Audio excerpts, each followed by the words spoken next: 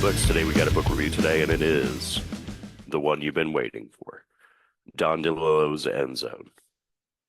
So, before we start, I'll read the back. That way you can see what this book is about. Um, at Logos College in West Texas, huge young men, vacuum packed into shoulder pads and shiny helmets, play football with intense passion. During an uncharacteristic winning season, the perplexed and distracted running back, Gary Harkness, has periodic fits of nuclear glee. He is fueled and shielded by his fear and fascination with nuclear conflict.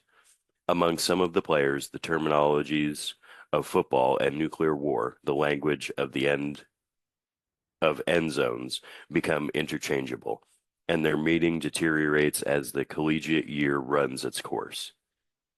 In this triumphantly funny novel, Don DeLillo explores the borders of organized violence.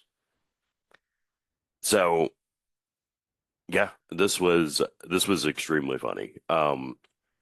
It was one of the funnier books from Don DeLillo so far for sure. It's definitely on par with Americana humor wise. It is definitely funnier than White Noise. However, the the the story does leave something to be desired. This was Don DeLillo's second novel, I think. Um, yeah, it was a second novel, and it was published in or copyrighted in 1972. Um, this was probably the worst out of the three that I've read so far. Um, which is not saying that it's a horrible book. It's definitely worth the read. I gave it 3 stars on Goodreads, which is, it was okay. The humor was good. The plot was good. The ending leaves a little bit to be desired for sure. Um, but it's a fantastic book. I mean, it's a Don DeLillo. Um, a 3 star Don DeLillo is still like eons above other shit.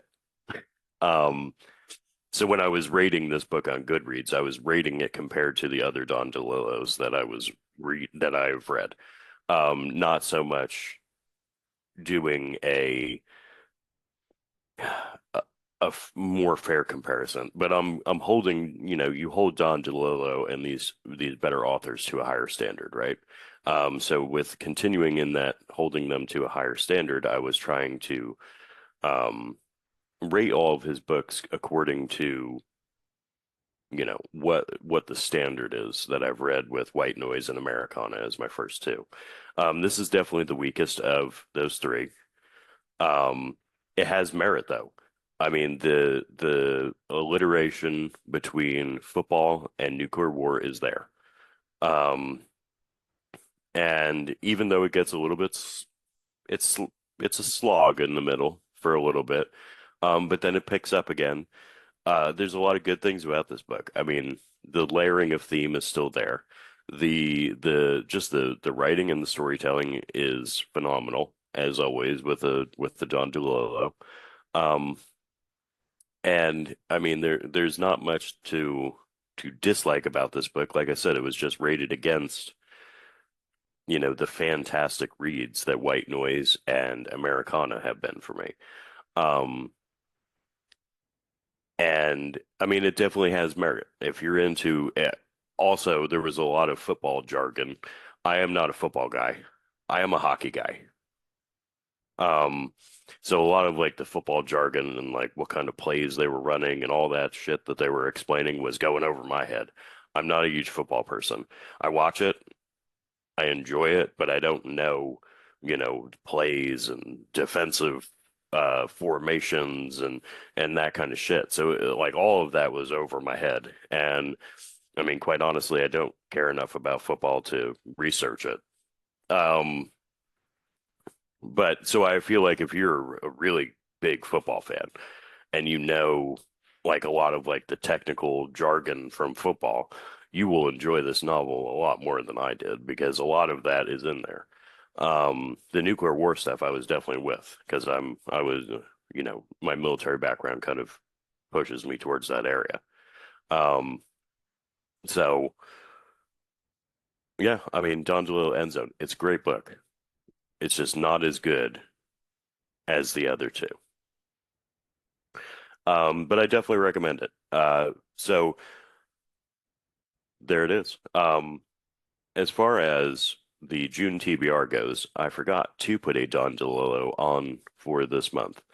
As of right now, I think it's going to be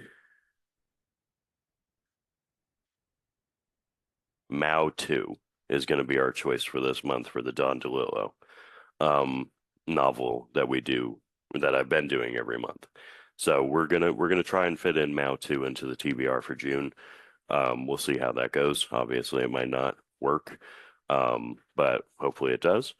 Other than that, stay tuned this week for the top 8 Tuesday. We're doing fantasy and military thriller Thursday, which we're reviewing Shadows of Steel by Dale Brown.